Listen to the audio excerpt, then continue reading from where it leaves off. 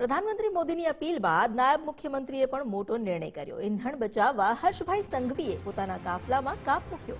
હર્ષભાઈ સંઘવીના કાફલામાં હવે માત્ર 3 ગાડી રહેશે।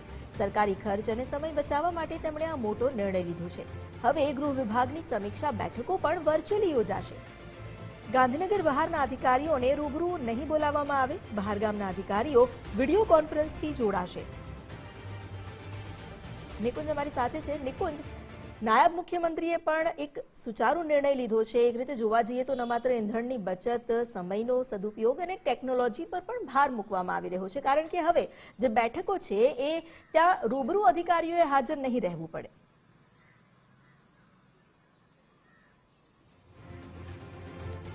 શ્રી પ્રધાનમંત્રીએ વર્ક ફ્રોમ હોમની પણ અપીલ કરી છે વૈશ્વિક પરિસ્થિતિ વચ્ચે, અને રાજ્ય સરકાર પણ તેનું અનુસરણ કરે તે ખૂબ મહત્વનું છે। અને નાયબ મુખ્યમંત્રી હર્ષ સંઘવીએ તેમના વિભાગોની અંદર તેની અમલવારી શરૂ કરવાનો નિર્ણય લીધો છે।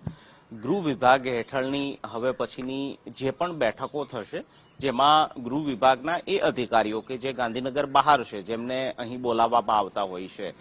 સામાન્યતઃ જ્યારે કમિશનરોની બેઠક મળતી હોય, સુરત કમિશનરને ગાંધીનગર બોલાવવામાં આવે, ભાવનગર કમિશનરને ગાંધીનગર બોલાવવામાં આવે, તો હવે તેમને અહીં ગાંધીનગર સુધી બોલાવવામાં નહીં આવે, કારણ કે આવન જવન માટે જે ઇંધણનો વપરાશ થાય છે તે હાલની પરિસ્થિતિ વચ્ચે તેને બચાવવા માટેનો આ પહેલ છે।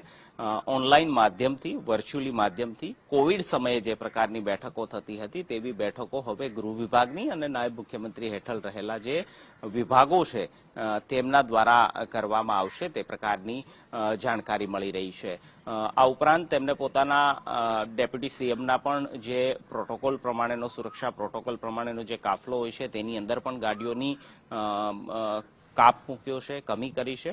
નાયબ મુખ્યમંત્રી હર્ષ સંઘવીના કાફલાની અંદર પણ હવે માત્ર 3 ગાડીઓ જ રહેશે, તે પ્રકારનો ડેપ્યુટી સીએમ તરફથી આ નિર્ણય જે છે તે કરવામાં આવ્યો છે।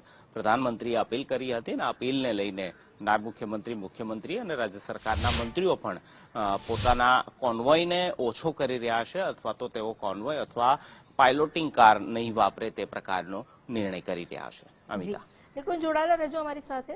તો નાયબ મુખ્યમંત્રીએ પણ એક ઉત્તમ ઉદાહરણ પૂરું પાડ્યું છે। પોતાના કોન્વોયમાં રહેલી કારના કાફલામાં તેમણે પણ કટોતી કરી છે।